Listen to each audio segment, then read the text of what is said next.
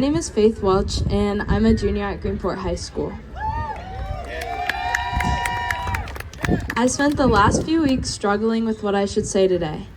Should I talk about the awards I've won because of Juneteenth? Should I talk about the times I've been called slurs in school because I am prideful in this holiday? Or should I talk about how even though I've done everything right, the research, the leadership, the community work, I still get profiled, pulled over, and treated like I don't belong? I realized I'm going to talk about all of it because the full story matters, so I'm going to be real with you. The truth is, being a young Black girl doing this kind of work in a place like this hasn't been easy. I've been laughed at, I've been shut out, I've been told I was doing too much, that I was always making things about race, and that I was too activist-y. People I thought were my friends disappeared when I started talking too much about Black history, too much about racism, too much about Juneteenth. There were moments when I questioned myself, when I felt like I was alone in rooms I once felt safe in. And while all that was happening around me, something else was happening within me. I went through a cultural shift. I stopped straightening my hair every day to fit into someone else's idea of beauty. I started wearing my curls, my coils, my edges with pride. I started dressing in a way that reflected me, my culture, my identity. I began to carry myself differently. I began to love myself differently. Because this holiday, Juneteenth, made me see myself.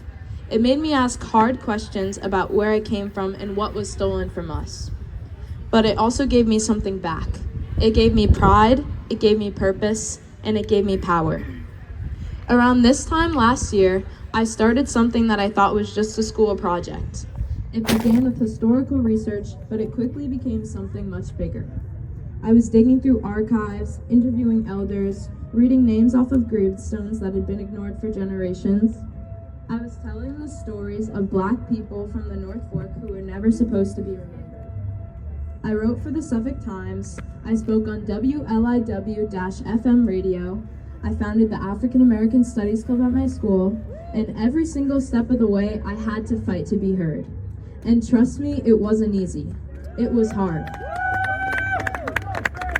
And it was lonely at times, and it still is. But I keep going.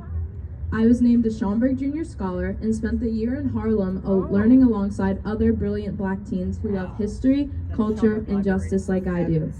I was awarded the Princeton Prize in Race Relations, an honor given to only 1 out of every 10,000 students across the nation. I was recognized by Greenport Village, by Suffolk County, by New York State, and more than that, I started to recognize myself. But despite all the accolades attached to my name, none of them shield me from being a target of this country's deeply rooted culture of racism. Just 2 weeks ago, I was pulled over by the police alongside my boyfriend John Luke simply for existing. We were doing nothing wrong, yet someone felt entitled to call the authorities on us. That's racial profiling. And the fact that people feel empowered to make reckless, racially motivated calls that put innocent teenagers in danger is not just unacceptable, it's dangerous, and there must be accountability. But even in the middle of all that pain, I found joy. Even in the middle of the racism, I found community. Even in the middle of the silence, I found my voice. Despite the hardships I went through in finding myself, I had leaders like Pastor Wimberly, Nikki Gurrell, Liz Welch, and Candace Hall to help me realize that my Black is beautiful. Despite feeling so alone in school that I would hide in the bathroom to not have to hear the comments about my hair or my excessive Black pride, I had teachers like Mr. Holt and Mrs. Labrosi to be a safe space for me. And despite feeling like nobody had my back in this, I had my best friend Layla, my boyfriend John Luke, and most of all my family by my side through it all. Yes, I've been profiled, yes, I've been insulted, but I've also been loved. I've been celebrated, I've been seen.